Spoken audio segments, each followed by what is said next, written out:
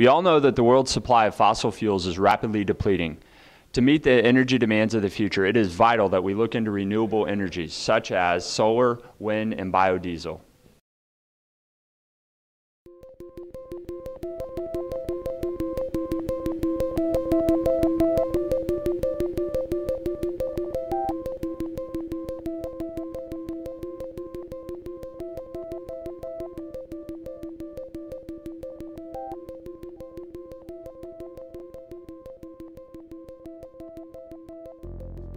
The field of alternative energy is growing very rapidly here in the United States, especially here in Florida.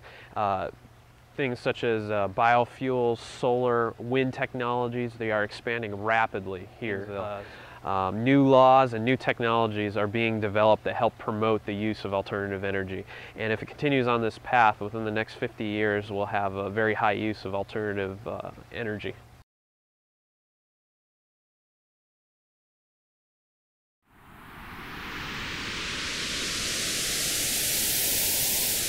Behind me are photovoltaic solar panels. They're used to produce electricity. They can be installed anywhere on top of buildings, residential homes, on farms. They can produce lots of electricity using the sun, and they're used during the daytime. You can use them to feed the electricity right back into the grid, right into the electrical lines. Right now the research is actually progressing very well with solar panels. Right now there's a company in California called NanoSolar. NanoSolar is producing solar panels that are called thin film solar panels, and it looks like a sheet that they use on, I guess, overhead projectors. It's very flimsy, and they claim it only costs $1 a square foot for that panel. It's extremely cheap. However, their first 2 years of production have already been bought up.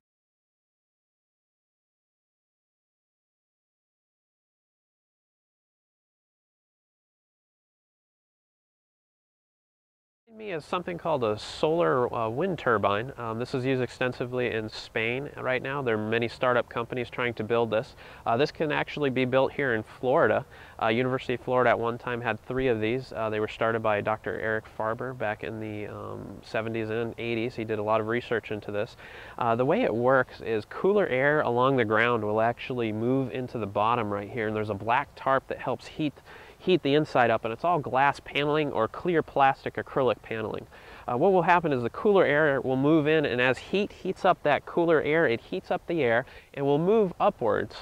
And as the large amounts of air move upward, it gets thinner and thinner and thinner toward the top at the same time while it's heating up.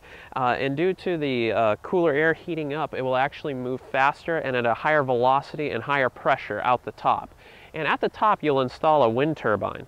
And what happens is the air that is actually shooting up at a high velocity, some of the experiments have shown larger towers than this with wind from anywhere from 30 to 100 miles an hour coming out the top. It will actually move that wind turbine and can produce electricity. In the late 1980s, the American Solar Energy Society here at UF installed a turbine at the top.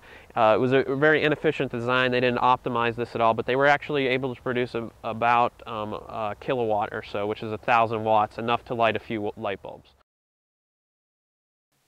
Behind me are 4 plants called Jatropha curcus lineus, and what that is that is a plant that is used to produce oil, to produce biodiesel.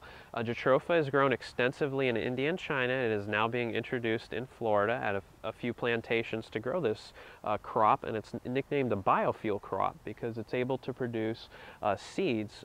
It's a plant that uses it's a low irrigation plant, so it uses very low amounts of water, which is great for producing biofuels, and it grows readily here in Florida. Biodiesel is taking an oil and an alcohol and mixing those two together to create biodiesel, which is an alternative source of making diesel fuel. It can be made here in America, and it can be made very easily. There's many biodiesel plants all over Florida and all over the southeast United States right now. Currently in Gainesville, the RTS busing system, many of the buses use a B20 mixture, which is 20% biodiesel and 80% normal diesel fuel, and it's catching on readily in many cities.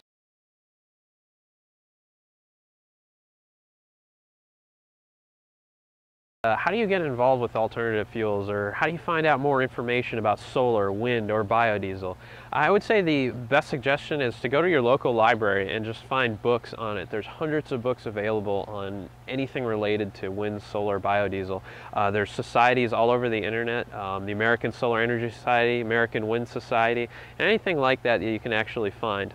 And you can find out a lot of information about that.